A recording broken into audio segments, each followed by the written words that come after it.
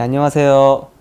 이번 2016년 국가농업직 9급 합격한 송태흥입니다. 저는 대학교 재학 중부터 농업에 대해 되게 관심이 많았었어요. 저 이제 과도 그쪽 관련 과고, 그다음에 지금 현재는 농업이 그렇게 많이 부상돼 있지 않지만, 앞으로 미래에 우리 먹거리나 식량 문제 그런 것 때문에 농업이 되게 중요할 거라 생각해서 농업직에 도전하게 됐습니다. 처음에 농업직 준비하면서 정보가 부족해서 굉장히 어떻게 준비할지 굉장히 힘들었습니다. 근데 인터넷도 찾아보고 많은 정보를 검색하던 중에 대방고시 학원이라는 걸 알게 되었고, 이 학원이 내 꿈을 좀 실현시켜 줄 수 있는 적합한 학원이다라고 생각을 했습니다.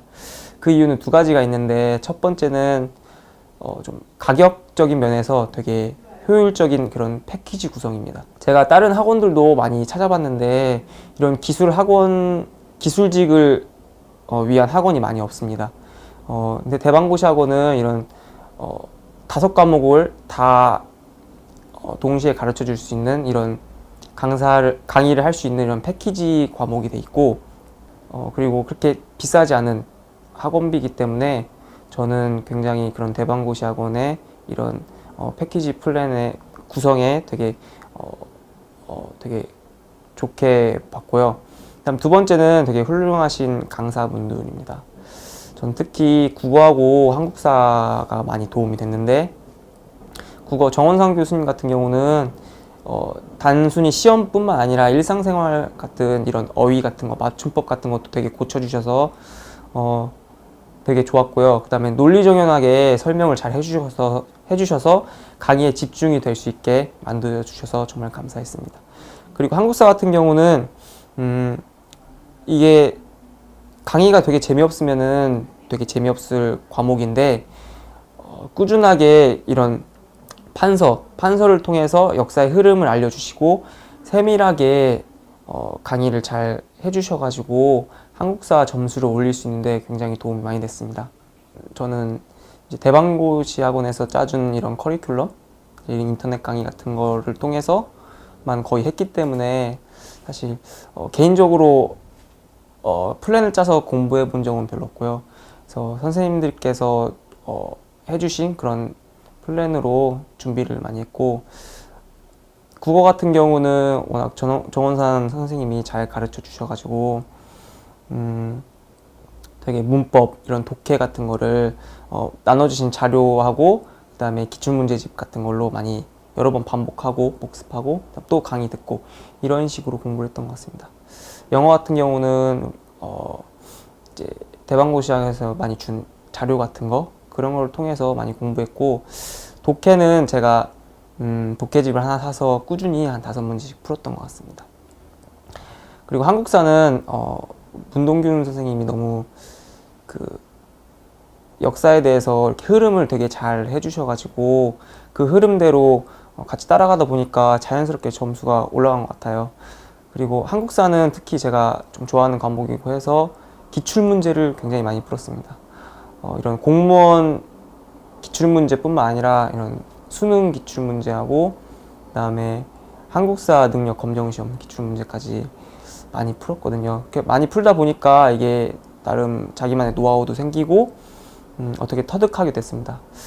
제가 볼 때는 한국사 점수를 제일 잘 높일 수 있고, 그거에 따라서 합격이 좀 당락이 좌우된다고 생각하고 있고요. 이제 전공 과목 같은 경우는 처음에는 접근하기 좀 생소해도 이게 이런 용어라든지 이런 어떻게 과정이 진행되는지를 잘 모르지만 이제 대방고시 강의를 통해서 한번 1회독을 하고 2회독을 하면 좀 이해가 잘 되는 것 같습니다. 그래서 그 이해됨을 바탕으로 기출문제를 풀다 보면 내가 알지 못했던 거를 많이 깨닫고 그걸 통해서 좀 문제를 더 쉽게 수월하게 다룰 수 있다고 생각합니다.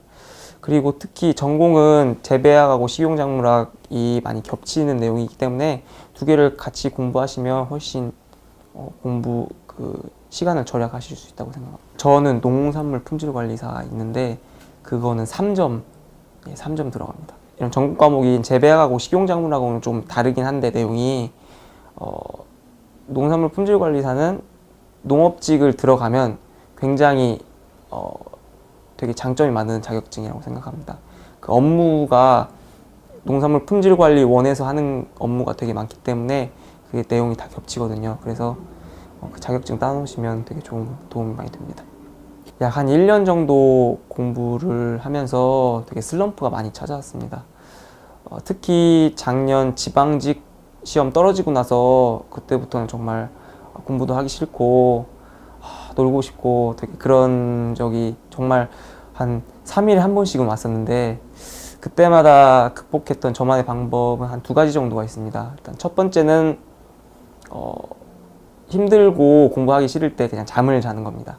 제가 주로 학교 도서관에서 공부를 해서 도서관 밖을 나가면 되게 이런 유혹거리들이 되게 많습니다. 그럴 때마다 일단 한 30분 정도만 자고 일어나면은 이상하게도 정신이 맑아지고 그 다음엔 다시 공부가 집중이 잘 됩니다.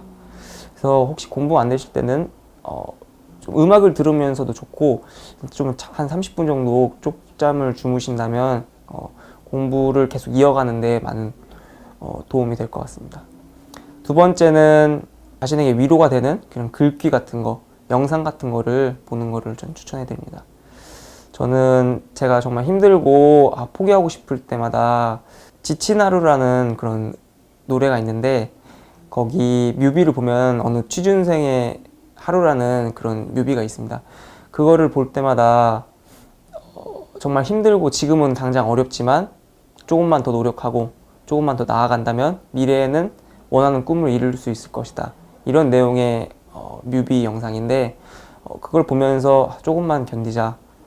1년 후에 나의 모습을 바라보면서 1년 후에 좋아하실 부모님을 생각하면서 그렇게 극복을 해나갔던 것 같습니다.